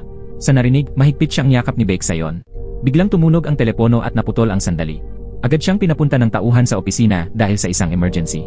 Pagdating niya roon, nalaman niyang maling alarma lamang iyon, gusto lang siyang pasiglahin at suportahan ng mga kasamahan. Hindi alam ni Baek Sayon kung paano tutugon. Sa sandaling iyon, biglang pumasok ang kanyang assistant. Nalaman na nila ang tirahan ng kriminal. Agad itong nakilala ni Baek Sayon. Samantala, nakatanggap si Hong Hee-ju ng mensahe mula sa kriminal, hindi mo alam kahit 1% ng totoong Baek Sayon. Kasama sa mensahe ang isang video. Gusto sana niyang tawagan si Baek Sayon ngunit pinili niyang huwag muna. Sa halip, pumunta siya kay Ji Sang-woo upang magtanong tungkol sa kaso ng pagkawala ng mga bata sa ampunan. Samantala, dumating si Baek Sayon sa isang abandonadong villa. Pagpasok niya, may narinig siyang ingay mula sa ikalawang palapag. Isang projector ang nagpapalabas ng parehong video na ipinadala ng kriminal kay Hong Hee-ju. Biglang nagbago ang palabas sa screen, ikaw ang may gawa nito. Pinatay mo sila, Baeksayon. Pagkatapos ay mabilis itong bumalik sa isang clip mula sa variety show. Napansin ni Baeksayon na sa ilalim ng video ay may balitang tumutukoy sa kaso ng pagkawala sa ampunan. Maya-maya, may narinig siyang dumating na sasakyan sa labas. Dumating sina Ji Sang-woo at Hong Hee-ju sa villa. Nagtaka si Ji Sang-woo kung bakit interesado si Hong Hee-ju sa kaso. Nang hindi ito sumagot, nabanggit niyang interesado rin si Baeksayon dito. Gabi na kaya iminungkahi ni Ji Sang-woo na ipagpatuloy na lang nila bukas ang investigasyon. Nakita sila ni Baeksayon habang umaalis at agad niyang tinawagan si Hong Hee-ju, ngunit hindi ito sinagot dahil nasa tabi lamang si Ji Sang-woo. Sinabihan na kasi siya ni Baeksayon na magpanggap pa rin hindi siya nakapagsasalita hanggang sa mahuli nila ang kriminal. Sa kanyang gulat, sinabi ni Ji Sang-woo na sagutin niya ang tawag. Alam na pala nito na nakakapagsalita siya. Biglang bumusina ng paulit-ulit si Baeksayon. Pinaghinalaan niyang kahina-hinala si Ji Sang-woo at nag-alala na baka mapahamak si Hong Hee-ju. Pinaharurot niya ang sasakyan at hinarangan ang kotse ng dalawa. Sinubukan ni Hong Hee-ju na bumaba, ngunit pinigilan siya ni Ji Sang-woo. Para sa kanya, delikado rin ang kilos ni Baeksayon. Gayunman, bumaba pa rin si Hong Hee-ju ng kotse. Binalaan ni Baeksayon si Ji Sang-woo na lumayo kay Hong Hee-ju. Tinanong ni Ji Sang-woo kung anong karapatan niya para sabihin yon. Sa tingin ni Baeksayon, napaka-coincidence na dumating ito kasabay ng mga banta, kaya't labis siyang nagduda. Tinanong niya si Hong Hee-ju kung bakit siya naroon. Ipinakita ni Hong Hee-ju ang mensaheng galing sa kriminal. Tinanong ni Baeksayon kung bakit hindi niya sinabi sa kanya at kung natatakot ba siya. Nang umamin si Hong Hee-ju na oo, nakaramdam ng pagkadismaya si Baeksayon, iniisip na baka natatakot ito sa kanyang tunay na pagkatao at hindi matatanggap ang kanyang lihim. Ipinaliwanag ni Hong Hee-ju na minsan siyang natakot na mabunyag ang pagpapanggap niyang kriminal at naisipang tumakas. Natakot din siyang baka iwan siya ni Baeksayon kapag nalaman nito ang totoo. Kaya't hindi na niya ito tinanong ng direkta. Sinabi niyang mas nauunawaan niya ngayon ang pakiramdam na yon kaysa sa kahit sino. Buong araw siyang balisa, takot na baka isang panaginip lang ang kasiyahang pinaghirapan niya. Labis na nasaktan si Baeksayon at niyakap siya upang patahanin. Hiniling ni Hong Hee-ju na huwag na siyang itago pa ni Baeksayon sa mga lihim nito, anumang katotohanan ay kaya niyang tanggapin. Ngunit hindi pa rin sinabi ni Baeksayon ang buong katotohanan. Tanging sinabi lamang niya na handa siyang talikuran ang lahat ng pagkakakilanlan niya ngayon, basta't hindi niya ito iiwan. Nagyakap silang muli ng mahigpit. Samantala, gustong hanapin ni Inha ang kanyang ama upang malaman ang buong katotohanan. Noong gabing bago ang kanyang kasal, nakatanggap siya ng isang dokumento, isang ulat na nagsasabing hindi magkadugo sina Baeksayon at ang ama nito. Pinaghinalaan niyang ang kanyang ama ang may kagagawan at tama siya. Noong gabing iyon, nagtagpo sina Chairman Hong at ang mga magulang ni Baek. Ipinilit niyang palitan ang babaeng ikakasal. Sa una, tumanggi ang mag-asawa, ngunit ipinakita ni Chairman Hong ang isang kontratang nilagdaan ng kanilang ama habang nakaluhod sa harap niya. Nakasaad sa kontrata na dapat sumunod ang pamilya Baek sa anumang hilingin ni Chairman Hong. Kaya wala silang nagawa kundi pumayag sa pagpapalit ng bride. Nalaman din ni Inha na ang aksidenteng kinasangkutan niya noong bata pa siya ay may kinalaman sa pamilya Baek. Umiwas si Chairman Hong sa pagtalakay sa nakaraan at ibinaling ang usapan kay Hong Hee-ju. Nang marinig ni Inha na binantaan din si Hong Hee-ju ng mga kriminal, labis siyang nag-alala. Samantala, ini-interview naman ang mag-asawang Baek. Bago matapos ang panayam, nagsalita si Ginang Baek at may ilang salitang ibinulong para kay Baeksayon. Ilang taon na ang nakalipas mula nang kailangan niyang ikulong ang anak dahil sa pagiging antisocial nito. Madalas niyang sabihin na ginawa niya yon para protektahan ito. Ngayon, sinabi niyang muli niya itong poprotektahan, gaya ng dati. Samantala, nagsagawa ng press conference si Baeksayon. Ipinakita niya ang isang video na ipinadala ng mga kriminal at humiling ng tulong upang ma-decode ang kahulugan nito. Nangako siyang magbibigay ng eksklusibong panayam sa sinumang makakatuklas ng sagot. Habang tinitingnan ni Hong Hee-ju ang mga larawang kuha sa kaganapan, napuno ng luha ang kanyang mga mata. Sa bawat litrato, si Baeksayon ay laging nakatingin lamang sa kanya. Ramdam niya ang lalim ng pagmamahal nito. Di nagtagal, nakatanggap ng tip ang opisina ng presidente. Ayon sa impormasyon, buhay pa ang taong hinahanap nila. Nagtaka ang mga staff at sinundan ang tawag hanggang sa isang tindahan ng pangingisda. Agad na nagtungo si Baeksayon sa tindahan. Sa parehong oras, may dumating na hindi inaasahang bisita. Habang nasa biyahe, naalala ni Baeksayon ang kanyang nakaraan kasama ang may-ari ng tindahan. Ang may-ari pala ay ang kanyang adoptive father. Tahimik at simple ang buhay nilang mag-ama noon. Isang araw, biglang may dumating na marangyang sasakyan upang sunduin si Baeksayon. Simula noon, hindi na sila muling nagkita o nagkausap. Naalala rin niya ang isang nakakatakot na gabi, isang lalaking pinipilit itulak ang isang bata sa tubig. Samantala, nabalisa si Hong Hee-ju dahil hindi pa umuwi ang asawa. Tumunog ang doorbell. Dumating si Inha at ipinakita sa kanya ang ulat ng DNA test. Sinabi ni Inha na hindi pa alam ni Hong Hee-ju ang lahat tungkol kay Baeksayon. Ngunit kalmado lamang si Hong Hee-ju at tila walang pakialam. Sa wakas, naunawaan niya ang ibig sabihin ni Baeksayon noon. Sa oras na yon, nakarating na si Baeksayon sa tindahan. Nasusunog na ang lugar. Nakahandusay sa loob ang kanyang adoptive father na wala ng malay.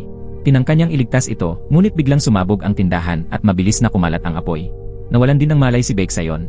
Ayaw ni Inha na patuloy na malinlang si Hong Hee-ju at pinilit siyang umalis. Ngunit sinabi ni Hong Hee-ju na siya na ang bahalang magpasya. Nabigla si In-ha, hindi dahil sa sinabi nito, kundi dahil tuwang-tuwa siyang marinig na muli itong nagsalita.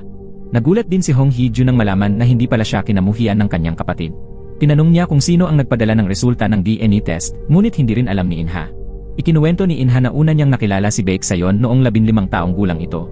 Bago noon, hindi pa niya ito nakikita kailanman. Doon napagtanto ni Hong Hee-ju kung bakit laging malamig ang pakikitungo ng kanyang mga biyenan kay Baek Sayon, itinago pala nila ang kanilang tunay na anak.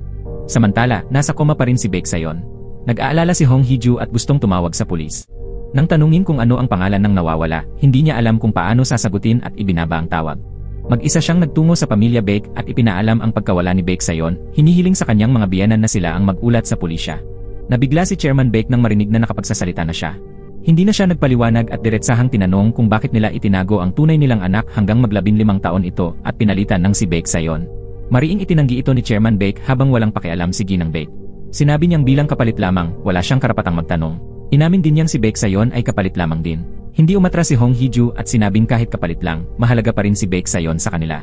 Biglang may isang lalaking nagulat na walang record sa pulisya tungkol kay Baek Sayon. Nang makita ni Ginang Baek na ayaw umalis ni Hong Hee-ju, pumayag siyang hindi na lamang manood at walang gawin. Habang papalabas si Hong Hee-ju, pinigilan siya ng lalaki.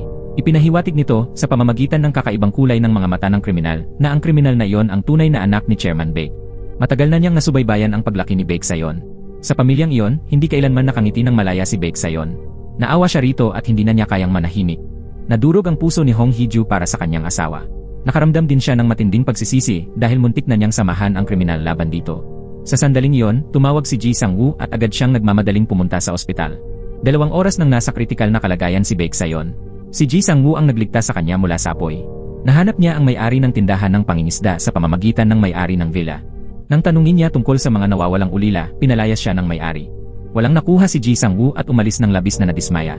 Ngunit sa daan, nakita niyang mabilis na nagmamaneho si Baek Sayon. Nagduda siya at bumalik. Bago pa mangyari ang pagsabog, nailigtas niya ang dalawa mula sa apoy. Marami siyang katanungan sa isip. Tinawagan niya si Hong Hee-ju dahil hindi tumitigil sa pagring ang telepono ni Baek Sayon. Nagpasalamat si Hong Hee-ju ngunit humingi ng paumanhin, sinabing kailangan pa rin niyang itago ang ilang bagay. Sa kabutihang palad, ligtas na sa panganib si Baek Sayon. Tinutulungan siya ng kanyang kaibigang mamamahayag sa pagsisiyasat tungkol sa mga nawawalang ulila.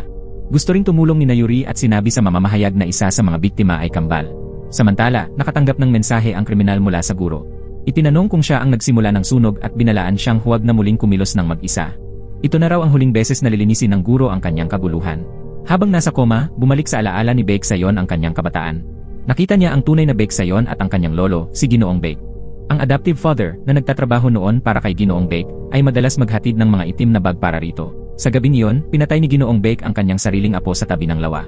Nakita ni Baek Sayon ang lahat at labis na natakot. Sinabi ni Ginoong Baek na napakarami ng kasalanan ng kanyang apo at kailangang parusahan. Plano niyang palitan ito ng ibang bata. Mula noon, nawala ang dahilan ni Baek Sayon upang mabuhay. Dumating si Hong Hee-ju sa kanyang buhay at siya ang nagpagaling sa sugat sa kanyang puso. Sa kanyang koma, ang tinig ni Hong Hee-ju ang muling gumising sa kanya. Mahigpit niyang hinawakan ang kamay nito, ayaw pakawalan. Nailigtas din ang kanyang adoptive father, ngunit hindi pa ito nagigising. Ang ospital ay pagmamay-ari ng ama ni Ji Sang-woo na siyang nagpanatiling lihim ang kalagayan ni Baek Sayon. Gusto nitong malaman kung ano ang koneksyon ni Baek Sayon sa may-ari ng tindahan. Ipinaliwanag ni Baek Sayon na pinalaki siya ng lalaking iyon at komplikado ang kanyang pinagmulan.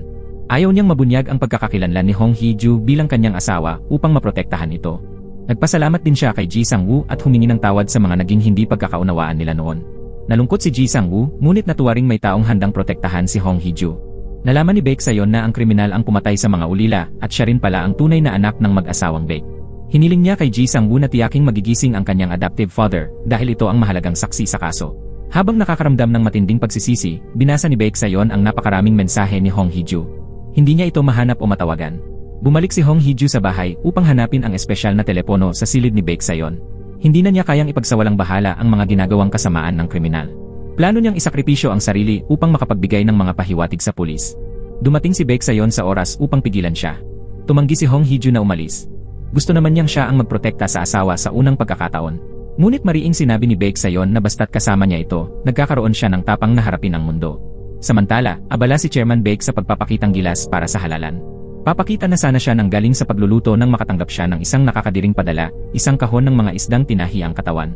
Naisip ni Ginang Baek na mula ito sa kanyang anak at agad siyang nagmamadaling lumabas upang hanapin ito. Napadpad siya sa lumang bahay ni Ginoong Baek at doon niya sa wakas nakita ang kanyang matagal nang nawawalang anak. Samantala, bumalik na sa ospital ang mag-asawa. Tinanong ni Hong Hee-ju kung paano siya natagpuan ni Baek Sayon. Ipinaliwanag niya na matapos mahulog si Hong Hee-ju sa bangin, naglagay siya ng tracker sa telepono nito. Gusto rin sanang subaybayan ni Hong Hee-ju si Baek Sayon, ngunit tumanggi ito. Sinabi niya na kung sakaling mawala siya, huwag na siyang hanapin dahil siya mismo ang hahanap dito. Nagyakap silang dalawa at nakatulog ng magkasama. Makalipas ang ilang oras, nagising na rin ang kanyang adoptive father. Pinagsisihan niyang naging mahina siya noon. Nang ibinigay sa kanya ni Ginoong Baek ang bata, hindi pa pala ito patay. Nawala lamang ang alaala ng bata, bumaba ang talino nito, at hindi nagawang patayin ng adoptive father. Ngunit hindi niya inaasahan ang antisocial na likas ng bata. Naunawaan ni Baek Sayon ang kanyang desisyon. Pagkatapos, tinanong niya ito kung saan nakatago ang mga bangkay ng mga ulila. Gusto niyang ilantad sa lahat ang mga kasalanan ng kriminal. Alam ni Ji Sang-woo ang lihim ni Hong Hee-ju dahil minsang nakita siya ng isang madre sa ampunan, kumakanta ng lullaby habang buhat ang isang sanggol. Ikinuwento ng madre yon sa kanya nang hindi sinasadya. Labis na humingi ng tawad si Hong Hee-ju, ngunit hindi iyon alintana ni Ji Sang-woo. Sinabi niyang masaya siya na muli niyang narinig ang tinig ni Hong Hee-ju. Tungkol naman sa relasyon nito kay Baek Sayon, sinabi ni Ji Sang-woo na hindi kailangan ng paliwanag. Kahit nagulat at nag-alala siya noong una, napagtanto niyang hindi itinatago ni Baek Sayon si Hong Hee-ju, pinoprotektahan niya ito. Naalala ni Hong Hee-ju ang mga salitang sinabi ni Baek Sayon sa isang okasyon. Ang asawa niya ang kanyang kahinaan, at ayaw niyang mailantad ito sa panganib. Sa wakas, naunawaan na ni Hong Hee-ju ang ibig niyang sabihin. Pagkatapos nilang umalis sa ospital, bumalik si Baek Sayon sa trabaho. Sa unang pagkakataon, tumayo si Hong Hee-ju sa tabi niya sa harap ng media. Magkasundo silang nagtulungan bilang mag-asawa. Maging ang ama ni Hong Hee-ju, na may demensya, ay biglang luminaw ang isip at labis na ipinagmamalaki sila. Samantala, natagpuan ng reporter ang impormasyon tungkol sa nakababatang kambal at ibinalita ito kay Baek Sayon. Nasa lugar na siya noon na binanggit ng kanyang adoptive father bilang libingan ng mga bata. Nang makita niya ang ulat, nabigla siya. Ang nakababatang kambal ay ang kanyang pinagkakatiwalaang katulong. Sa unang pagkakataon, hindi sinagot ng katulong ang tawag ni Baek Sayon. Sa likurang upuan ng kotse nito, nakahandusay si Hong Hee-ju, walang malay. Naramdaman ni Baek Sayon na may kakaiba at tinawagan si Hong Hee-ju, ngunit walang sagot. Ginagamit pala ng katulong si Hong Hee-ju bilang pain upang mahuli ang kriminal. Noong araw bago yon, nakita niyang nag-uulat ng pahiwatig ang isang kasamahan kay Baek Sayon. Palihim niyang kinuha ang sticky note at natuklasan na tungkol ito sa isang tindahan ng pangingisda. Pagdating niya roon, narinig niyang nag-uusap ang kriminal at ang may-ari. Doon niya nalaman na maling tao pala ang pinupuntirya niya.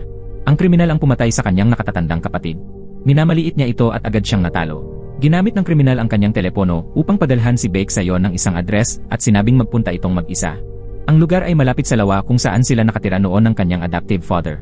Pagdating niya, nakita niya ang pamilyar na itim na bag. Sa loob nito ay ang naghihingalong katulong. Tinanong ni Baek Sayon kung ano ang ginawa niya kay Hong Hee-ju. Sinabi ng katulong na malapit lang ang kriminal. Biglang umandar ang isang kotse sa likuran niya. Ang kriminal ang nagmamaneho at tila pinaglalaruan siya. Sa sandaling iyon, nagising si Hong Hee-ju at hinila ang buhok ng kriminal, dahilan upang bumangga ang sasakyan sa mga bato. Yumakap ng mahigpit ang mag-asawa, sinisigurong ligtas ang isa't isa, ngunit muling umatake ang sasakyan. Nakaiwas sila sa oras. Hinila siya ni Baek Sayon palabas ng kotse, at galit na sinabing pagbabayaran nito ang lahat ng kanyang ginawa. Hiningi ng kriminal na ibigay rin sa kanya si Hong Hee-ju. Hindi na napigilan ni Baek Sayon ang kanyang galit. Bigla namang naglabas ng sandata ang kriminal. Sa huling sandali, sumugod ang katulong at siya ang tinamaan. Nauna nang nakatawag ng pulis si Hong Hee-ju. Tinukso pa sila ng kriminal bago tumakas. Dumating agad ang mga pulis matapos ang ilang sandali. Nasa ligtas na ring kalagayan ang katulong. Galit na galit ang kriminal. Wala nang kumampi sa kanya. Isang taon na ang nakalipas mula nang bumalik ang lahat ng kanyang alaala matapos niyang makita sa balita ang pagkamatay ng kanyang lolo. Pinagsisihan niyang hindi niya ito napatay mismo. Sa ngayon, tanging ang kanyang ina na lang ang kumakampi sa kanya. Maging ang kanyang ama ay gusto na siyang mawala muli at ipinadala ang mga tauhan nito upang sundan ang kanyang ina at hanapin siya, ngunit muli siyang nakatakas. Inakusahan ni Ginang Baek ang asawa na walang puso sapagkat itinulak nito ang kanilang anak sa impyerno. Iginiit ng asawa na ang anak nila ang siyang nagdulot ng impyerno sa kanilang buhay. Sa sobrang galit, ibinunyag ni Ginang Baek ang isang lihim na hindi matanggap ng asawa. Wala niyang anak o ang asawa niya ang kamukha ni Ginoong Baek. Ang tunay na kamukha ni Ginoong Baek ay si Baek Sayon. Lumabas na si Baek Sayon pala ang anak sa labas ni Ginoong Baek. Natagpuan ng mga pulis ang 4 na kalansay ng tao sa address na ibinigay ni Baek Sayon. Kinilala ni Ji Sang-woo na yon ang mga nawawalang bata mula sa ampunan. Pansamantalang inaresto ang katulong para imbestigahan. Natuklasan din ng mga pulis ang mga nakatagong device sa kanyang bahay at mga impormasyong may kaugnayan kay Baek Sayon. Mayroon ding isa pang target na minamanmanan, malamang ay ang kriminal. Ikinuwento ni Hong Hee-ju sa kanyang kapatid ang lahat ng nalalaman niya. Biglang naalala ni Inha ang pag-iyak ng kanyang nakababatang kapatid sa bakuran noon. Tumakbo palayo ang batang nang-aapi sa kanya at hindi na niya ito pinagtuunan ng pansin noon. Ngayon, napagtanto niyang ang batang iyon ay maaaring ang kriminal. Pagkaraan yon, nagkaroon ng aksidente ang kanilang pamilya. Pinaghinalaan niyang sinubukang patayin ng pamilyang Baek ang kanyang kapatid dahil nakita nito ang mukha ng kriminal. Sa oras na yon, dumating ang ina ni Hong Hee-ju. Pinagalitan siya dahil sa kabuluhang dulot niya. Sinabi pa ng ina na mas mabuti sana kung ipinakasal na lang nila si Hong Hee-ju sa babaerong iyon. Sa pagkarinig nito, naalala ni Inha na minsan ay tinanong ni Baek Sayon tungkol sa bagay na yon. Siya rin ang nagmungkahi noon ng pagpapalit ng ikakasal. Nahulaan ni Inha kung sino ang nagpadala ng ulat ng DNA test. Nang makabalik si Baek Sayon sa bahay, diretsahan siyang tinanong ni Hong Hee-ju. Minsan na nitong nasabi na matagal na niya itong nagugustuhan. Kaya't lohikal lamang na siya ang nagpadala ng ulat ng DNA test. Masaya si Hong Hee-ju na malaman na hindi pala siya pamalit, na siya talaga ang babaeng gustong pakasalan ni Baek Sayon. Tinanong niya kung pakakasalan pa rin siya nito kapag natapos ang lahat. Umiling siya. Sinabi niyang ipagpapaliban muna niya ang proposal hanggang matapos ang lahat. Idinugtong pa niya na lagi siyang nagtataka kung bakit patuloy pa rin siyang nabubuhay. Pagkatapos niyang makilala si Hong Hee-ju, natagpuan niya ang kasagutan. Matamis niyang hinalikan si Hong Hee-ju, umaasang mahuhuli na rin sa wakas ang kriminal. Kinabukasan, magkasamang pumunta ang magkapatid sa kanilang ama. Hindi gaanong nagulat si Chairman Hong nang marinig na nakapagsasalita si Hong Hee-ju. Matagal nang hinala ni Inha na alam na ng kanilang ama ang lahat ng lihim. Tinanong nila ito tungkol sa kasunduan nito kay Ginoong Baek. Lumabas na nais talagang maghiganti ni Chairman Hong kay Ginoong Baek. Ngunit nabanggit ni Ginoong Baek ang kahinaan ng kalaban. Mas pinahahalagahan ni Chairman Hong ang mawawala kaysa sa makukuha niya. Nag-invest siya ng bilyon-bilyon sa kampanya ni Ginoong Baek. Kung papatayin niya ito, mawawala ang lahat ng perang iyon at hindi rin mabubuhay muli ang kanyang anak. Kaya't nangako si Ginoong Baek na tutuparin ang isang kahilingan niya ng walang kondisyon. Pagkatapos, inialok niya ang buhay ng kanyang apo bilang kabayaran sa pagkawala ng anak ni Chairman Hong. Ngunit ngayon, natuklasan ni Chairman Hong na buhay pa pala ang kanyang apo. Sa matinding galit, dinala niya ang kanyang baril sa unang anibersaryo ng pagkamatay ni Ginoong Baek. Naramdaman ni Hong Hee-ju ang panganib kaya't agad niyang tinawagan si Baek Sayon. Samantala, ginamit ng pulisya ang device na nakuha mula sa katulong upang matunton ang kinaroroonan ng kriminal. Galit na hiningi ni Chairman Hong sa pamilyang Baek na ibalik ang kanilang anak. Biglang may sumabog sa loob ng bahay. Alam agad ni Ginang Baek na ang anak niya ang may kagagawan dahil nakita niya ito malapit lang kanina. Pagdating ni Baek Sayon, magulo na ang lahat. Nagmamadaling hinahanap ni Inha si Hong Hee-ju, ngunit dinukot na pala siya ng kriminal at tinawagan si Baek Sayon. Hindi niya matanggap ang perpektong buhay ni Baek Sayon, isang buhay na noon ay ninanais ng kanilang lolo para rito. Gusto niyang sirain si Baek Sayon at ipadama rito ang sakit. Dahil noong siya ay mamamatay na, pinanood lang siya ni Baek Sayon na nagdurusa. Biglang ipinadala ng pulisya ang lokasyon ng kriminal. Sinabihan ni Baek Sayon si Hong Hee-ju na huwag mag-alala dahil pupunta siya upang iligtas siya, ngunit tumanggi si Hong Hee-ju. Ngayon naman, gusto niyang siya ang magprotekta kay Baek Sayon. Pagkatapos magpaalam, pinaharurot niya ang sasakyan at sumalpok sa bakal na harang. Walang nagawa si Baek Sayon kundi sumigaw sa kawalan.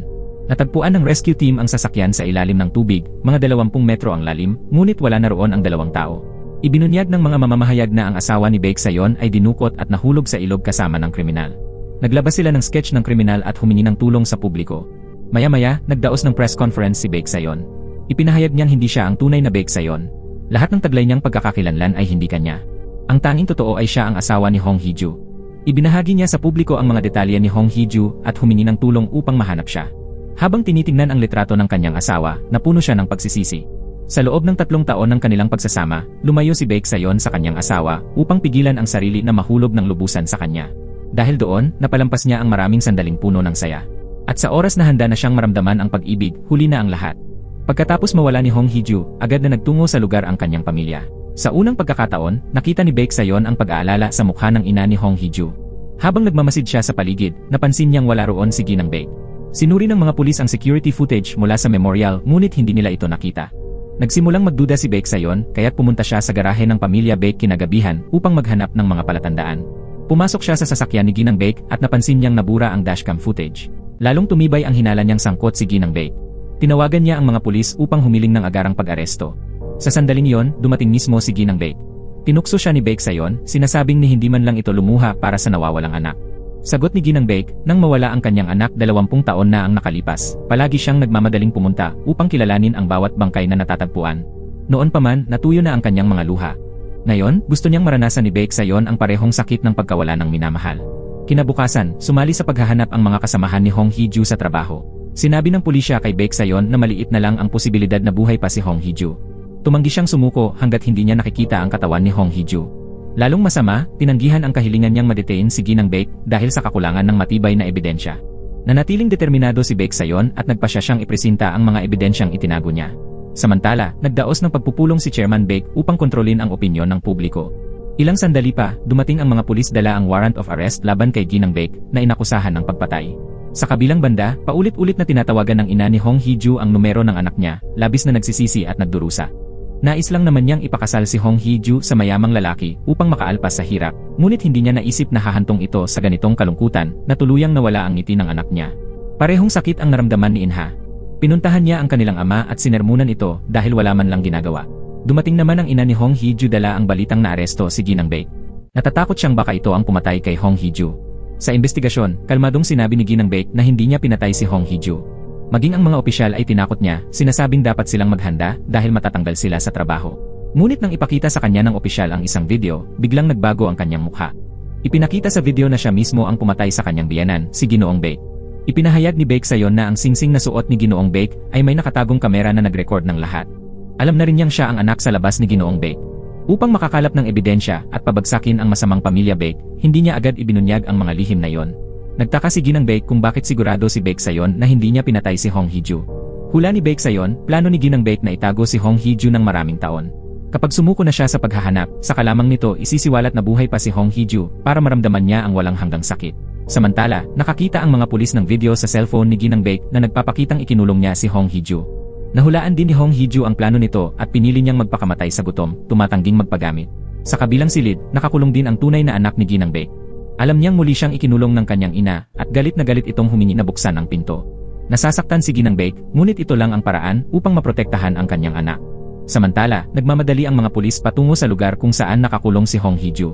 Ito ang villa na dating tinitirhan ni Ginoong Baek. Nakaupo sa dilim ang tagasilbi, nag-aalala. Sinunod niya ang utos ni Ginang Baek na ilipat ang 2 tao mula sa sasakyan. Pagkatapos, isinadula niya ang pagkahulog ng kotse sa dagat. Bago pa yon, binigyan siya ni Ginang Baek ng huling utos. Kung may mangyari sa kanya, kailangan niyang protektahan ang anak nito at patayin si Hong Hee-ju. Ngunit hindi nagawa ng tagasilbi na saktan si Hong Hee-ju kaya't pinatakas niya ito. Pagkatapos, ikinandado niya ang katabing silid, balak niyang ikulong doon habang buhay ang mamamatay tao. Biglang dumating si Chairman Baek na may dalang baril. Noong inaresto si Ginang Baek, nagpalitan sila ng tingin ng tagasilbi at napansin iyon ni Chairman Baek. Inutusan niya ang tagasilbi na buksan ang pinto at nagpa siyang siya mismo ang haharap sa mamamatay tao. Ngunit sa huli, hindi niya nagawa at naagaw pa sa kanya ang baril. Samantala, tumatakbo si Hong Hee-ju para makatakas ngunit nadulas siya sa bangin at nawalan ng malay. Isang putok ng baril ang gumising sa kanya. Habang dahan-dahang naglalakad papalapit ang mamamatay tao, pumipito ito. Nakakita si Hong Hee-ju ng paparating na kotse at tumakbo palabas upang humingi ng tulong. Ang driver ay si Baek Sayon. Dumating din ang mga pulis at nagsimula ng magsiyasat sa paligid. Akala nila ay magtatago ang mamamatay tao, ngunit huminto ito sa sasakyan. Sinabihan ni Baek Sayon si Hong Hee-ju na manatili sa loob ng kotse. Lumabas siya mag-isa upang harapin ang kalaban. Sa malayo, palapit na ang tunog ng mga sirena. Hindi tumakbo ang mamamatay tao at bumulong ng kung ano sa tainga ni Baek Sayon. Namula ang mga mata ni Baek Sayon at mabilis ang naging paghinga niya. Lumingon siya kay Hong Hee-ju na may halong lungkot at pagkalito sa mga mata. Tumawa ng malakas ang mamamatay tao. Ilang sandali pa, napaligiran siya ng mga pulis. Itinaas pa rin niya ang kanyang baril. Bumulagta si Baek Sayon sa sariling dugo. Sa parehong sandali, nabaril at napatay din ang mamamatay tao. Nang mapanood ni Ginang Baek ang balita, napahagulgol siya. Pagkaraang mahatulan ng habang buhay na pagkakakulong, siya mismo ang humiling ng parusang kamatayan. Ang tapat na tagasilbi ng pamilya Baek, na umamin sa kanyang mga kasalanan, ay sinentensyahan ng 5 taon sa kulungan. Sa ospital, nasa koma si Hong Hee-ju. Gising na si Baek Sayon at palaging nasa tabi niya. Sa kanyang panaginip, pinagsisihan ni Hong Hee-ju na hindi niya agad ipinagtapat ang kanyang nararamdaman. Minahal na rin pala niya si Baek Sayon mula pagkabata. Kung naipahayag lamang nila ang damdamin nila noon, sana'y nagkaroon sila ng masayang buhay. Ngunit nang magising si Hong Hee-ju, wala na si Baek Sayon. Ibinigay nito ang lahat ng kayamanan ng pamilya Baek at nagbitiw sa trabaho. Madalas tawagan ni Hong Hee-ju si Baek Sayon, ngunit palaging disconnected ang numero nito. Gayunman, hindi siya tumigil sa paghahanap. Mula sa assistant ni Baek Sayon, nalaman niyang plano nitong tapusin ang sariling buhay matapos maghiganti, ngunit nagbago ang isip niya dahil kay Hong Hee-ju. Mula sa isa pang kasamahan, narinig niya na madalas magtanong si Baek Sayon kung paano maipapahayag ang pagmamahal sa asawa. Mula naman sa kanyang ama, nalaman niyang tuwing kaarawan nito ay palihim na ipinagdiriwang iyon ni Baek Sayon. Noon lang napagtanto ni Hong Hee-ju kung gaano karami ang ginawa ni Baek Sayon ng palihim para sa kanya. Habang nakatitig sa bakanting silid, lalong nanabik si Hong Hee-ju sa kanya. Nakita ni Inha na palagi na lang siya sa bahay, kaya pinayuhan siyang maglakad-lakad. Ngunit ayaw umalis ni Hong Hee-ju, takot na baka mamiss niya si Baek Sayon kung sakaling bumalik ito. Hindi pa rin niya matanggap na wala na ito. Mariing sinabi ni Inha na hindi na siya babalik. Napansin ni Hong Hee-ju na may alam ang kapatid at kinakabahang nagtanong. Hindi ipinaliwanag ni Inha ngunit sinabi nitong kalimutan na lang si Baek Sayon at mabuhay ng maayos. Ngunit para kay Hong Hee-ju, tanging sa piling ni Baek Sayon lang siya magiging masaya. Nalungkot si Inha at wala nang nagawa. Totoo, nakatanggap siya ng mensahe mula kay Baek Sayon. Noong araw na yon, sinabi ng mamamatay tao sa kanya na si Ginoong Baek ang dahilan ng aksidenteng kinasangkutan ng pamilya ni Hong Hee-ju. Lahat ng kasawiyang dinanas ni Hong Hee-ju mula pagkabata ay dahil sa kanya. Bilang anak ni Ginoong Baek, naramdaman ni Baek Sayon ang matinding pagkakasala. Sinabi ni Inha sa kanya na alam na ni Hong Hee-ju ang lahat, ngunit pinili pa rin siya nito nang walang pag-aalinlangan. Lalong nadurog ang kalooban ni Baek Sayon. Dahil sa hiya, hindi na niya nagawang harapin pa si Hong Hee-ju. Isang gabi, nakatanggap ng tawag si Hong Hee-ju mula sa di kilalang numero. Wala itong sinabi, ngunit sigurado siyang si Baek Sayon yon. Sinuri niya ang lokasyon ng tawag, ito ay mula sa Argon. Kamakailan lang, nakatanggap din siya ng email mula sa Argon. May isang taong nag-donate ng 2 bilyong won sa pangalan ni Hong Hee-ju para magpatayo ng paaralan para sa wikang senyas doon. Hiniling ni Hong Hee-ju sa kaibigang mamamahayag ni Baek Sayon ang tulong nito. Dati silang magkasamang war reporter sa Argon. Dahil may giyera roon, ayaw nitong magsalita. Nagmakaawa si Hong Hee-ju. Sa wakas, sinabi nito na hanapin niya ang isang lugar kung saan tanaw ang paglubog ng araw. Sa Argon, madalas bumisita si Baek Sayon sa lugar na yon. Kumuha siya ng maraming larawan doon dahil ang pulang kulay ng dapit hapon ay nagpapaalala sa kanya ng mapupulang pisngi ni Hong Hee-ju. Pumunta si Hong Hee-ju sa paaralan at nagtanong sa punong guro tungkol sa lugar. Sinabi ng punong guro na sinakop na ito ng mga rebelde at pinayuhan siyang huwag nang pumunta. Ngunit hindi sumuko si Hong Hee-ju. Sa daan, nahuli siya ng mga rebelde. Habang dinadala sila, tumama sila sa isang landmine. Nang tingnan ng mga rebelde ang sitwasyon, may lalaking lumitaw at pinalaya ang mga bihag. Pagkatapos palayain ang lahat, hinawakan niya ang kamay ni Hong Hee-ju. May naramdaman siya, ngunit nagtuon ng pansin sa pagtakas. Lumiko ang lalaki papasok sa gubat, pinatay ang mga ilaw, at huminto ang sasakyan.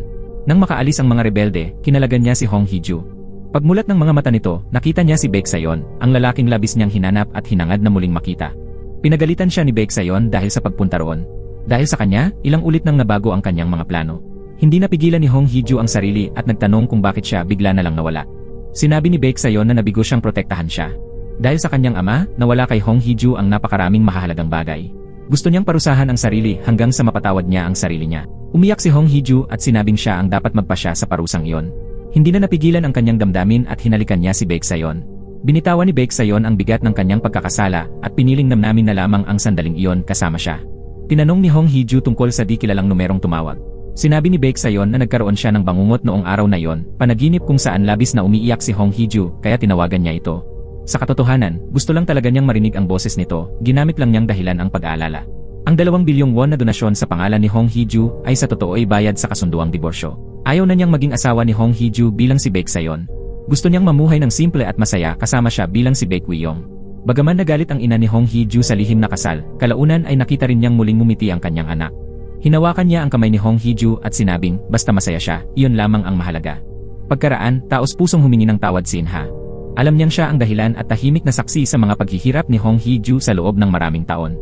Gusto niyang ayusin ang kanilang relasyon, magsimula sa isang tapat na paghingi ng tawad. Hiniling ni Hong Hee-ju sa kanyang kapatid na kalimutan ang nakaraan at magsaya silang magkasama. Bumisita si Baek Wee-yong sa kanyang adoptive father. Kinain niya ang isdang matagal niyang tinanggihan noong bata pa siya, tanda ng pagbitaw sa galit at puot ng nakaraan. Makalipas ang ilang panahon, nagbalik si Hong Hee-ju sa trabaho bilang tagapagsalin sa wikang senyas sa telebisyon. Si Baek Wee-yong naman ay naging eksperto sa negosasyon sa kagawaran ng ugnayang panlabas, kasama pa rin ang kanyang tapat na assistant. Wala nang mga lihim o galit sa pagitan nila. Sa wakas, namuhay si Baek Wee-yong at Hong Hee-ju ng payapa at masaya bilang isang karaniwang mag-asawa. At dito nagtatapos ang pelikula. Shout out kay Rosalie Bernal from Bagong Silang, Caloocan City, at kay Gloria de la Cruz from Magsaysay Norte, Cabanatuan City, Nueva Ecija. Maraming salamat sa panonood. Hanggang sa muli, paalam.